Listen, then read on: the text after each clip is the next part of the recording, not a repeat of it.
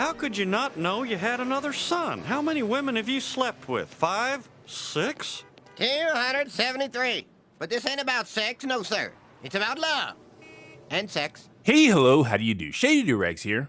Cotton Hill. You intellectuals went gaga the last time I uploaded a video about this dude, and a lot of you really wanted more. I thought about doing another Cotton review, but I also realized that the long-awaited, often requested Buck Strickland video still hasn't seen the light of day. So I left it up to you guys to decide. Which do you want first? Another Cotton video or a Buck Strickland video? And watching y'all vote was like watching black people on a slave plantation, because most of y'all picked Cotton. So today, due to popular demand, we'll be looking at the two-parter episode Returning Japanese. Segments that are not only about Cotton, but ones that give him a decent amount of character development. For the record, I personally don't have any history with this episode. I mean, I've seen it, but my memory of it isn't too clear, so you're basically getting another review where I go in blind. Alright, let's dive into it. The episode starts with Peggy having a conversation with her boss for the local newspaper. Oh yeah, for those of you who didn't know, there's a decent portion of the show where Peggy writes articles. I've always enjoyed your musings column, Peggy.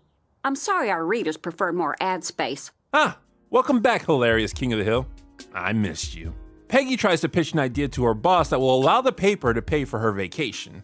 Just suppose an average Texas family were sent on a dream vacation, seeing the beach, the buffets, the golf courses, but from their point of view. Wait a couple of years for YouTube to take off, Peggy, and you can actually do that as well as write it off as tax deductible, though you'll still have to pay for it yourself. Because her publisher isn't an idiot, Peggy is denied and we move on to the next scene. At Hank's Memorial Day barbecue, there's extra attention on Cotton, the World War II hero. Cotton, however, becomes increasingly uncomfortable about celebrating his accomplishments. I don't want to talk no more about the 50 men I killed. Well, that's weird.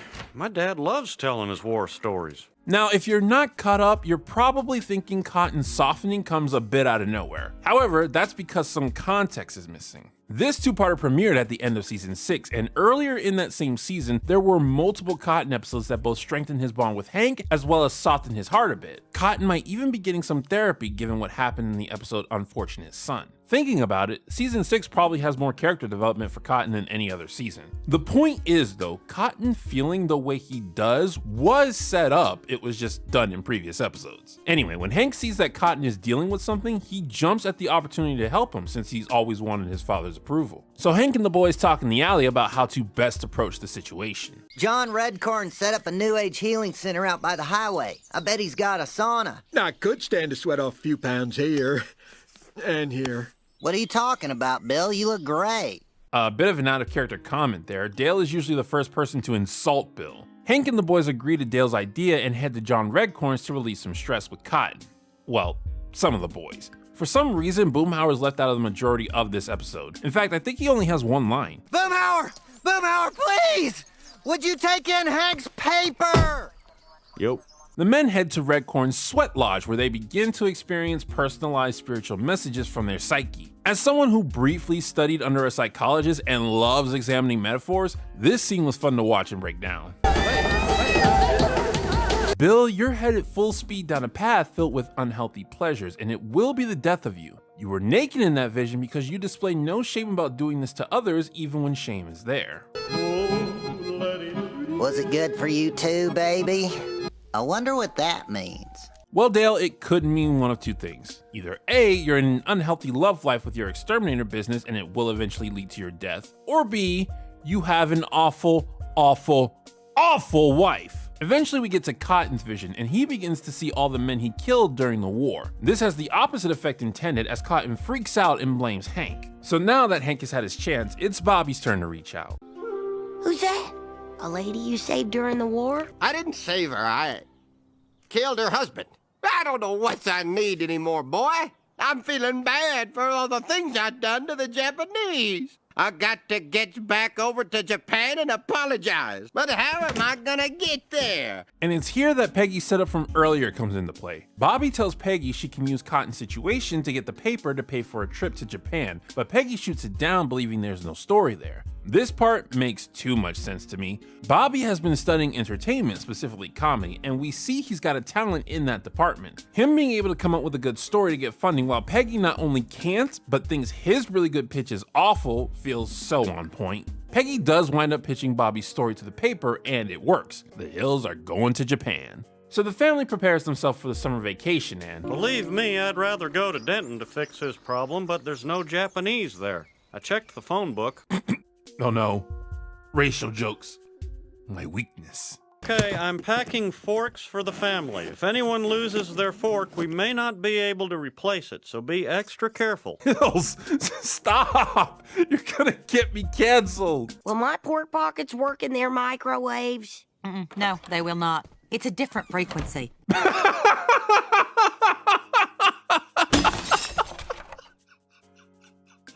So the Hills make their way through the airport and onto the plane.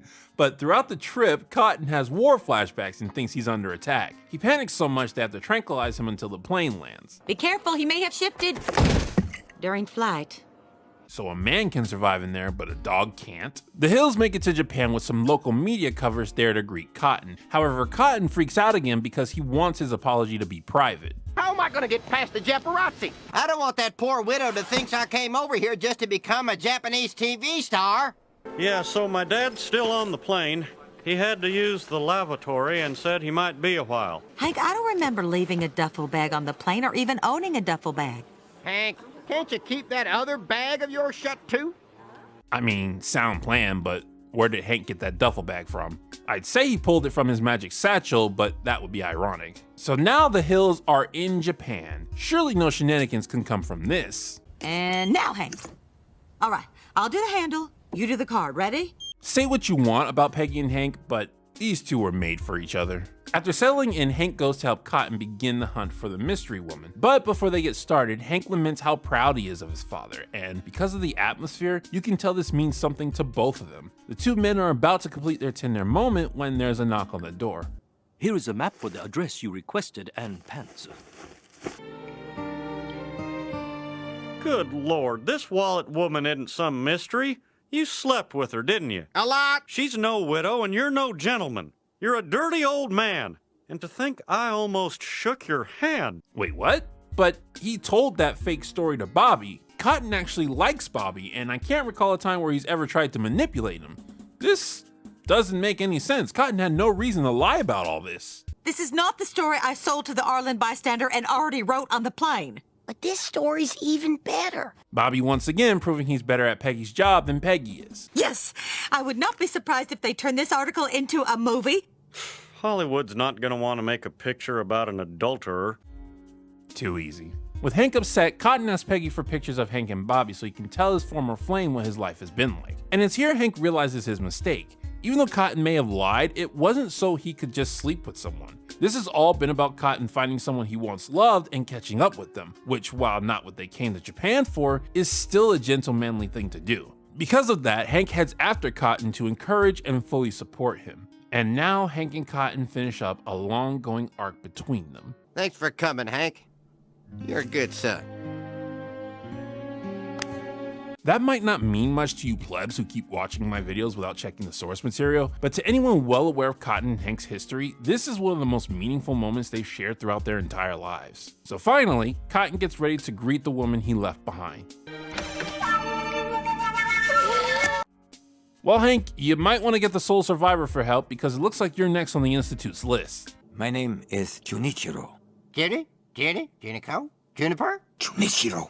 Ah, so nice to meet you, Jushello. I'm your pappy. On their way back to the hotel, Cotton tells the story of his relationship between him and his long-lost Japanese love, Michiko. To sum up, he and the nurse who took care of him fell in love and did the nasty multiple times, but Cotton got shipped out before he got a chance to say goodbye. Hank could not be more excited to learn he has an older brother. A brother. Wow. I have a brother. Well, you have two brothers, actually. Two half-brothers. Which I guess technically makes one whole brother, so yeah, Hank, you do have a brother. Bobby, being too excited to sleep, decides to explore the block, and I guess now is a good time to talk about all the B stories that take place. There's 3 of them, but none of them really pertain to the main plot, so I'll lump them all together and get them out of the way now. First up is Bobby's DDR adventure. In looking around, Bobby finds a Dance Dance Revolution machine, as well as a local girl who's interested in it and him. I don't know if it's because I play DDR daily or because I'm an animation reviewer, but it bothers me greatly that their feet don't match what's on the screen. We're gonna tell a story. I'm an American boy band star, and forget the story. Let's just do 4 of those. Hank really should stop worrying about Bobby's love life. The boy gets more game at 13 than most seniors in high school. This is supposed to mirror what Cotton went through, Bobby being an American and falling for a Japanese girl that he ultimately can't be with. You meet someone? Well, good for you.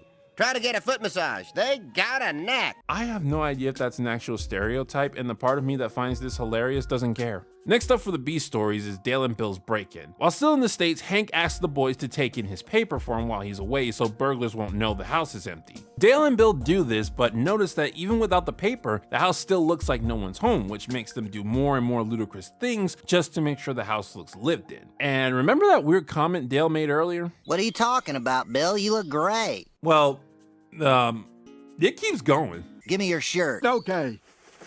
Have you been working out? Dale, are you? Nah, that can't be it. Dale's not his dad and he's married. I'm just looking too hard into this. I have an idea. Can you zip me up, Hank? And now they're dressing up as a married couple, which was Dale's idea.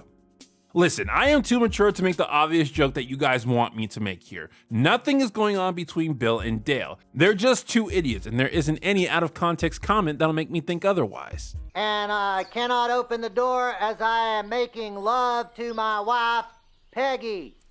We're doing it! The third and final B story is with Luann watching over Ladybird. Luann thinks Ladybird is dead, and to fix the problem, she gets another bloodhound from the pound, but winds up mixing the 2 dogs. This does collide with Dale and Bill's story, but other than that, it goes nowhere. It doesn't even have a conclusion. We never see Luann figure out which dog is actually Ladybird, nor do we see the Hills' reaction to there being 2 Ladybirds. All in all, it could have been completely cut from the episode.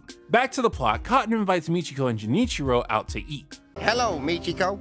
Hello, Cotton. Wait a minute, I know that voice. If I may just demonstrate. Cotton and Michiko share what they've been up to for the past 50 years. Cotton reveals he lived a fairly okay life, while for Michiko, her life was filled with struggle mainly due to Cotton abandoning her with a child born out of wedlock, though she holds no ill will. Meanwhile, Hank tries to bond with Junichiro, but it's very clear that the effort is only one way. I work in propane and propane accessories. What kind of work do you do? Robots. I feel like a guy who works on robots wouldn't say he works on robots. He would say he's in mechanical engineering or AI programming. Does Junichiro oversee literally everything involving robots? Afterwards, the Japanese reporter, or whatever that guy is, announces that Cotton will be exchanging apologies with the Emperor for the whole World War II nonsense. I don't usually cry unless someone's pulling out my fingernails like you fine folks did so many years ago. I came here to apologize to Michiko, but discovered I wronged 2 people. Not gonna lie, I expected Cotton to be pulling a fast one here. It feels very weird to have him genuinely show emotions and not try to make excuses for himself. But no, he means every word of what he says. What's even weirder is that technically, Cotton has nothing to apologize for. It's not like he had a say in whether or not he would fight in the war, and he didn't want to leave Michiko. In fact, he tried to fight off everyone that was forcing him to leave her behind. I guess he didn't necessarily have to wait 50 years to come back, but even still. Alas, while I see no fault in Cotton, Junichiro sees all the fault in Cotton. I am sorry. What you did is unforgivable. To come here after 50 years. I am not a heel. It is a shameful name. I can hardly be angry with Junichiro, to be honest with you. I mean, he's not at all in the right. He's judging a man he knows absolutely nothing about for something that wasn't said man's fault. But Junichiro was with his mom for all those years that she struggled. He also shows later he thinks stereotypes about Americans in general, and he himself holds the Japanese stereotype of being obsessed with honor. It's natural that he'd have some built-up aggression towards Cotton that can't be resolved in a single apology. In response to that, Cotton takes back his apology and refuels all the hate he ever had for the Japanese. That's it. I redeclare war on Japan. This part's gonna take a little explaining. See, like Cotton said, he was feeling sorry for all the things he did to the Japanese. However, what he didn't say, and what you'd have to figure out, is that he was linking his feelings to that of how he wronged Michigo. His apology to Michigo and Junichiro is symbolic of his apology to Japan as a whole.